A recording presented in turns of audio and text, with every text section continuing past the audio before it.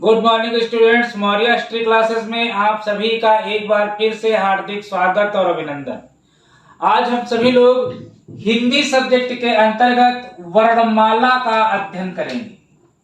वर्णमाला, आइए देखते हैं। हम लोगों ने वर्णमाला जब क्लास नर्सरी केजी या फर्स्ट में होंगे तब हम लोगों ने पढ़ा था। मैंने तो वर्णमाला फर्स्ट क्लास में पढ़ी थी, तो उस वर्णमाला का उस समय हमें लगता था कि कोई यूज नहीं है जीवन में, लेकिन ऐसा नहीं है। वर्णमाला का जो यूज है, जो प्रयोग है, आपके कंपटीशन लेवल में बहुत बड़ा इसका यूज है। तो आइए उसी पर हम लोग बात करें। संभवतः अगर बात करें तो बहुत सारे बच्चे वर्णमाला भूल भी चुके हैं। मैं खुद भूल गया हूं, बहुत पुरानी बात है, लेकिन फिर भी आप देखिए कि वर्णमाला से 2 से 3 क्वेश्चन टेट में और 2 से 3 क्वेश्चंस आपके सुपर टेट में आते हैं। और यहां तक कि हिंदी सब्जेक्ट का कोई भी पेपर जो हिंदी है, वहां पर 2 से 3 क्वेश्चन आपको, चाहे वो समीक्षा अधिकारी का पेपर हो, कोई भी हो, आरओ का, एआरओ का पेपर हो, आपको देखिए आपको 2 से 3 क्वेश्चन आपको वर्णमाला से जरूर मिलेंगे। तो आज हम सभी लोग वर्णमाला पर अध्ययन करेंगे। आइए देख लेते हैं कि वर्णमाला में क्या क्या है। तो सबसे पहले हम लोग पढ़ेंगे, देखिए, आ ई उ ऋण। ई उ ऋण। ए ऐ ओ औ। तो ये वर्णमाला जो है आपका 2 भाग में डिवाइड है। पहला है आपका स्वर, दूसरा है आपका व्यंजन। जैसे कि इंग्लिश में हम लोग पढ़ते हैं तो वॉवेल और कॉन्सोनेंट, तो 5 वॉवेल हैं और 21 कॉन्सोनेंट। इसी तरीके से यहां पर देखिए स्वर और व्यंजन अलग अलग है। कितने स्वर हैं तो आइए गिन लेते हैं। 1 2 3 4 5 6 7 8 9 10 11। अगर आपसे कोई पूछे कि हिंदी में स्वर कितने हैं तो आप बता देंगे 11। 11 बता दीजिए। और इसके अलावा देखिए ए ऐ ओ औ, अंग और आ, ये 2 अक्षर और हैं। इन दोनों को अगर मिला दिया, इन दोनों को क्या कहते हैं? इन दोनों को कहते हैं आयोगवाह। आयोगवाह कहते हैं। पेपर में आएगा आयोगवाह क्या है, ऑप्शन दिया होगा। तो मान लीजिए 3 उन्होंने इधर से रख दिया और 1 इन्होंने इधर से रख दिया, 4 ऑप्शन हुए। एक आपको छाटना है जो आयोगवाह, ध्यान रखिएगा, जो बिंदी लगी होगी तो वो आयोगवाह में हो जाएगा। अब इनको फिर से गिन लेते हैं तो 1 2 3 4 5 6 7 8 9 10 11 12 13, यानी स्वर कितने हो गए? 11। लेकिन अगर आपसे कोई पूछेगा कुल स्वर कितने हैं तो आप बताएंगे 13। यह आपको ध्यान रखना है, बहुत मेजर डिफरेंस है स्वर और कुल स्वर।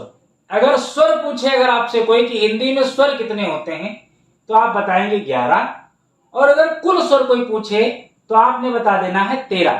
तो आप देख लीजिए स्वर यहां तक हैं, आ ई उ ऋ, ए ऐ ओ औ, ये हो गए आपके स्वर।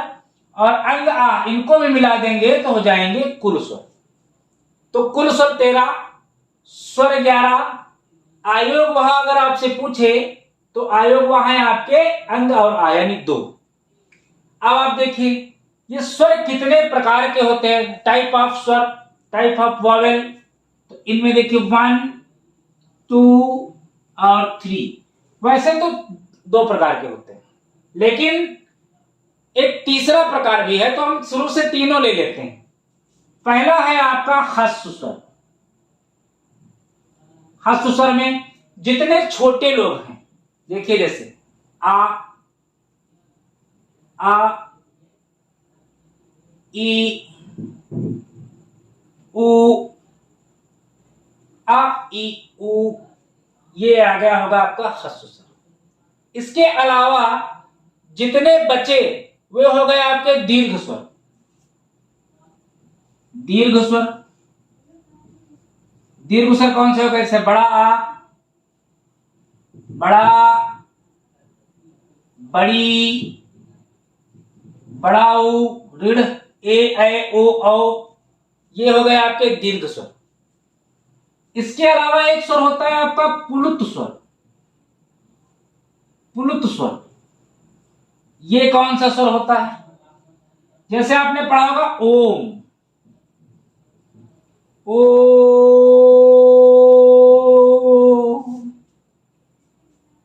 ये हो गया आपका पुलुत स्वर, जो बहुत दूर तक।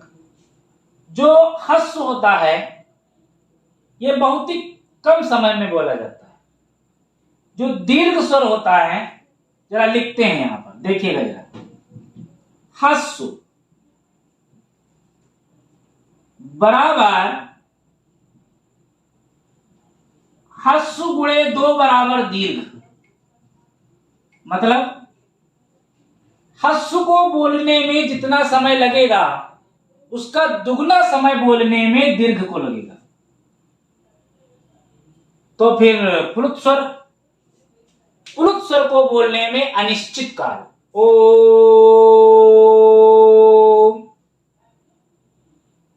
कोई निश्चित नहीं है, अनिश्चित काल।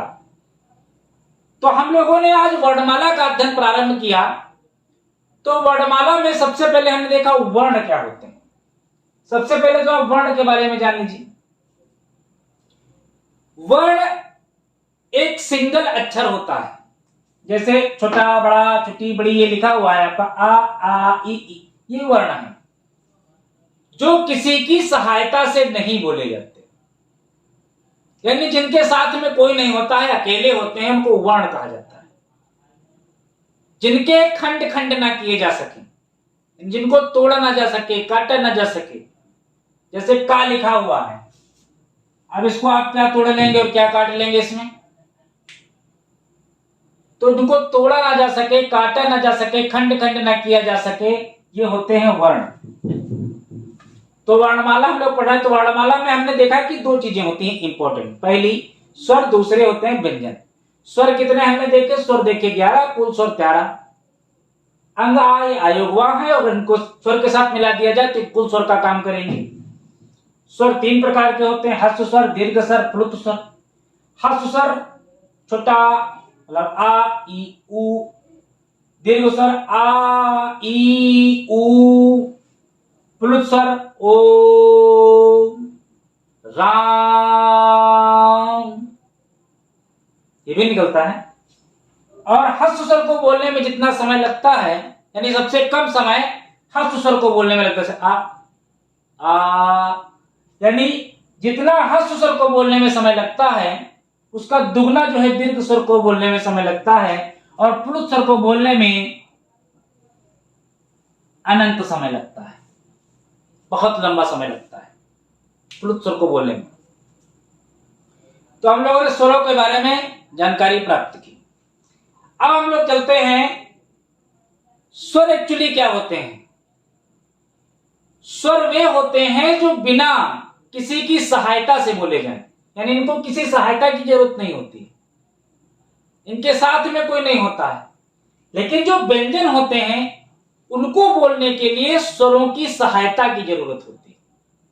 जो व्यंजन होते हैं वो बिना स्वरों की सहायता से नहीं बोले जा सकते, लेकिन जो स्वर होते हैं उनको व्यंजन के बोलने के लिए व्यंजन की आवश्यकता नहीं होती, ये अकेले अपने आप में पर्याप्त होते हैं। लेकिन जो व्यंजन होते हैं वो अकेले अपने आप में पर्याप्त नहीं होते हैं। स्वर व्यंजन में यही अंतर है। स्वर बिना किसी की सहायता के बोले जाएंगे, व्यंजन स्वर की सहायता से। ये सबसे पहले हम लोग चले पढ़ेंगे कवर्ग, पवर्ग, चवर्ग, टवर्ग, का, खा, गा, घा, अंगा। अंगा। बोलते रहिए साथ में, चा, छा, जा, झा, इया, टा, ठा, टा, ठा, डा, टा, ठा, डा, ढा, अड़ा, ता, था, दा, धा, ना, पा, फा, बा, भा, मा, या, रा, ला, वा, सा, सा, हा, छा, त्रन, या, श्रा। इतने चीजों पे हम लोग बात करेंगे। तो आइए सबसे पहले देखिए, ये जो होते हैं व्यंजन, इतने हम निकाल ले रहे हैं। इनको आप नीचे कर लीजिए। देखिए ये 5 5 हैं, ये नीचे 4 हैं, फिर ये 3 हैं, ये तो हमने अलग से लिख दिया। ये क्या होते हैं? इनको कहते हैं कंठस। कंठस मतलब ये कंठ से बोले जाते हैं। का, ये देखिए का यहां से आवाज निकल रही, निकालिए का, कंठ से आवाज निकल रही। खा, गा, घा, इनकी बात करिए, इनको कहते हैं तालव्य। यानी ये जो होते हैं, ये कंठ पे आपने आवाज निकली अंदर से, फिर आप कंठ के बाद कहां आएगी? तालु पे आएगी। चा, छा, अब देखिए कंठ से आवाज नहीं निकल रही, तालु पे आवाज टकरा रही। आवाज जो हवा है, जो अंदर की हवा है, वो तालु पे टकरा रही। चा, छा, जा, झा, इया। इसके बाद देखिए, अब देखिए कहानी टाइप से आप देखिए कि पहले कंठ से निकली, फिर तालु पे आई। तालु पे आने के बाद अब देखिए, जब वो जो हवा है वो कहां टकराएगी? ऊपर, ऊपर के हिस्से में। तो इसको कहते हैं मूर्धन्य। मूर्धन्य यानी मूर्धा में टकरा रही, यानी टा, ठा, देखिए ऊपर लड़ रही, टा, ठा, डा, ढा, अड़ा। अब मूर्धन्य में लड़ी, और उसके बाद क्या निकलेगी? बाहर की तरफ। तो जब बाहर की तरफ निकलेगी तो पहले उसको कौन मिल जाएगा? दांत। तो उसको कहते हैं दंतस्थ या दंतस्थ। दंतस्थ, ये दांत। ये जब आप बोलेंगे इन अक्षरों को तो आपके दांत से टकराएंगे। त, देखिए जो जबान है आपके, दांत से टकराएगी। त, थ, द, ध, न। अब दांत से टकराने के बाद फिर कौन मिलेगा इनको? ओठ। तो इसको कहा गया ओष्ठ। यानी प, देखिए दोनों ओठ टकरा रहे हैं, प, फ। बिना ओठों की सहायता से लड़े, बिना ओठों की, दोनों की आपस में मिलने की बिना सहायता से आप इसको नहीं बोल सकते, इसलिए इनको कहा गया ओष्ठ। प, फ, ब, भ, म। ये हो गए। इसके अलावा हम लोग चलेंगे, लिखा है जैसे या, रा, ला, वा, तो इनको कहते हैं अंतस्थ। ये अंदर से बोले जाते हैं, अंतस्थ, दिल से बोले जाते हैं, मन से। य, र, ल। इनके लिए देखिए ना तालु की जरूरत है, ना मूर्धा की जरूरत है, ना कंठस्थ की जरूरत है, ना दंतस्थ की जरूरत है, ना ओष्ठ की जरूरत है। ये दिल से निकलते हैं अंदर से। य, र, ल, व। इसके बाद ये जो अक्षर होते हैं स, स, स, ह, ये ऊष्म होते हैं। इनको कहते हैं ऊष्म व्यंजन।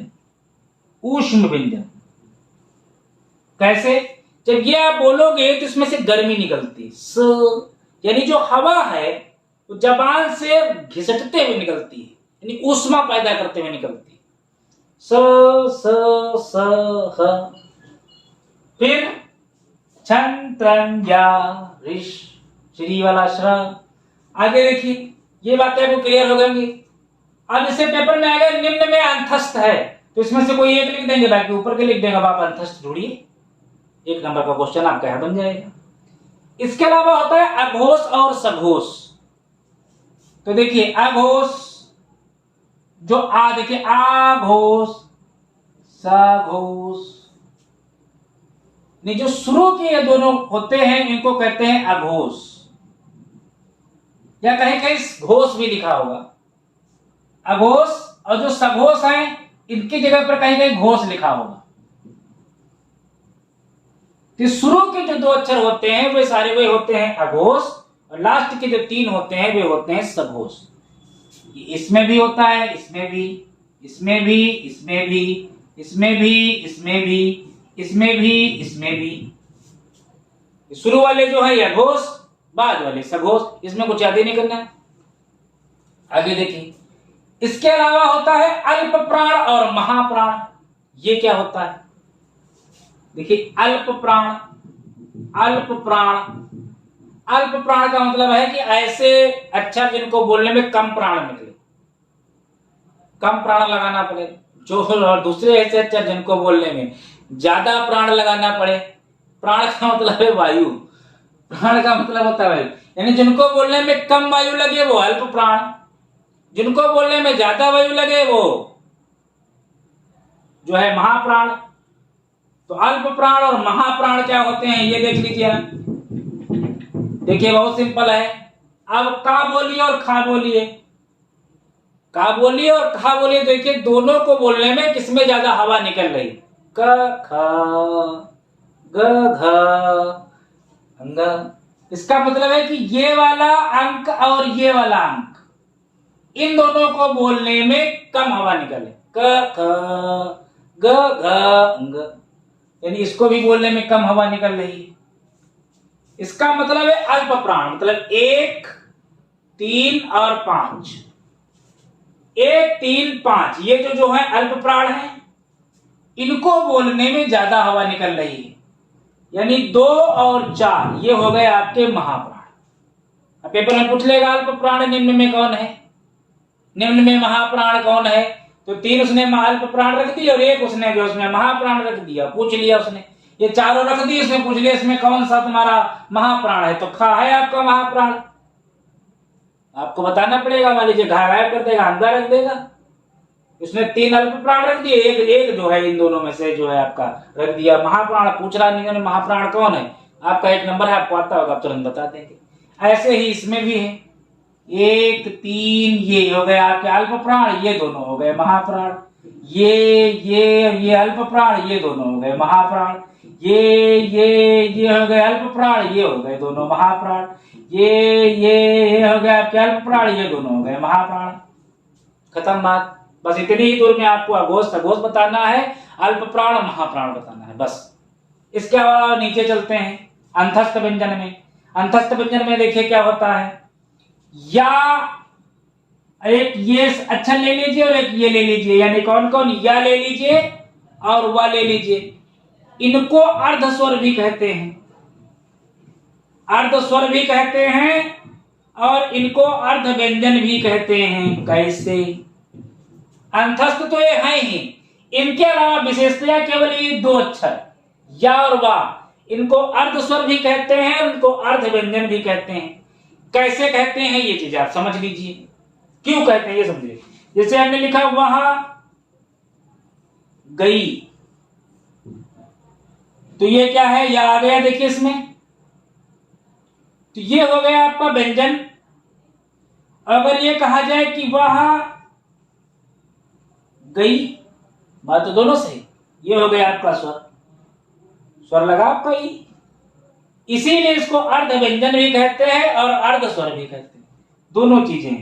अच्छा, कभी कभी पूछा जाता है कि इसमें और इसमें शुद्ध कौन है? जैसे आप हिंदी का पेपर दे रहे होंगे तो इनमें पूछ लेगा ना कि इनमें शुद्ध कौन है, ये सही है कि ये सही है। तो ये ध्यान रखिएगा कि जो स्वर है वो वर्णमाला में पहले आते हैं, तो जो पहले आते हैं वो ज्यादा सही। अगर इन दोनों गलत सही हैं, गलत नहीं है, लेकिन प्राथमिकता इसको दी जाएगी। क्यों? क्योंकि इसमें स्वर है, स्वर वर्णमाला में पहले आते हैं, इसलिए इसको प्राथमिकता दी जाएगी। ये बात क्लियर हो गई। इसके अलावा देखिए 2 अक्षर और बचे आपके, एक बचा रा, एक बचा ला। रा बच गया और क्या बचा? ला बचा। तो जो रा है इसको कहते हैं लुंठित कंपन, लुंठित व्यंजन कह दीजिए या लुंठित कंपन कह दीजिए या कंपित कह दीजिए, लुंठित व्यंजन कहिए सीधे, लुंठित व्यंजन है। जो ला है इसको कहते हैं पार्श्वी व्यंजन, पार्श्वी व्यंजन है ये, पूछ लिया जाता है। एक बार मैं कंफ्यूज हो गया था तो मैं ला को ही लुंठित व्यंजन कहने लगा था, बाद में कंफ्यूजन दूर की, रा लुंठित व्यंजन है, ला जो है वो आपका पार्श्वी व्यंजन है। इसके अलावा ये चलते हैं, जैसे ये सा लिखा हुआ है, ये जो होते हैं ऊष्म व्यंजन। इसके अलावा ये जो व्यंजन होते हैं इनको संयुक्त व्यंजन कहते हैं, इनको संयुक्त व्यंजन कहते हैं, संयुक्त व्यंजन है ये पूछ लीजिएगा। संयुक्त मतलब क्या है, ये दो व्यंजनों से मिलकर बने हैं। तो देखिए छा कैसे बना हुआ है, छा के बारे में आप देख लीजिए। छा जो है आपका मिलकर के बना है क प्लस ये त्र और र, इससे मिलकर बना है। फिर आपका ज्ञा देख लीजिए, ज प्लस इया से मिलकर बना है, इया के संयोग से बना है। फिर ये श्री वाला सरा देख लीजिए, ये श प्लस रा से मिलकर बना है। अब पेपर में आपका पूछा जाएगा, ये ध्यान रखिएगा, जो आगे ये हलंत जरूर लगा होगा। कभी कभी पेपर में ऐसे दे देते हैं, आगे हलंत हटा के पीछे लगा देंगे। चार ऑप्शन बनाएंगे, इसमें दोनों में हलंत लगा देंगे, एक ऐसे रखेंगे तो सही वाला है, दोनों में ये हलंत लगा देंगे। फिर क्या करेंगे, हो इसका हटा देंगे, इसमें लगा देंगे। तो ये ध्यान रखिएगा, यहाँ पर भी आपका एक नंबर निकल जाएगा आराम से। एक नंबर थोड़ा सा ध्यान रखिएगा, पहले वाले में होगा, दूसरे वाले में नहीं होगा। ठीक, तो ये आपका जुड़ करके इस तरीके से बनेगा। तो उस व्यंजन, ये संयुक्त व्यंजन की बात हो गई, लुंठित स्वर की बात हो गई, पार्श्वी व्यंजन की बात हो गई, अर्ध स्वर की बात हो गई, अल्प प्राण, महाप्राण, अघोष, सघोष की बात हो गई। ठीक है, कवर्ग, चवर्ग, टवर्ग, तवर्ग, पवर्ग इनको कहते हैं। जैसे का पहला अक्षर है तो उसको कहेंगे कवर्ग, चा है तो चवर्ग, टा है तो टवर्ग, ता है तो तवर्ग, पा है तो पवर्ग। आपसे पूछा जाएगा पवर्ग में क्या आता है, तो पा फा बा भा मा। तवर्ग में आता है ता था धा धा ना। टवर्ग में क्या आता है, टा ठा डा ढाड़ा, चा छा जा झाइया। चवर्ग, का खा गा धा अंगा, कवर्ग। तो ये जब आपके इस प्रकार से आपकी ये वर्णमाला यहाँ पर कंप्लीट होती है। तो वर्णमाला में भी देखिए बहुत सारी चीजें छिपी हुई हैं, जब तक हम इनको कायदे से नहीं पढ़ेंगे हमें नहीं याद होगा। तो इनका प्रैक्टिस कीजिए और तैयारी कीजिए।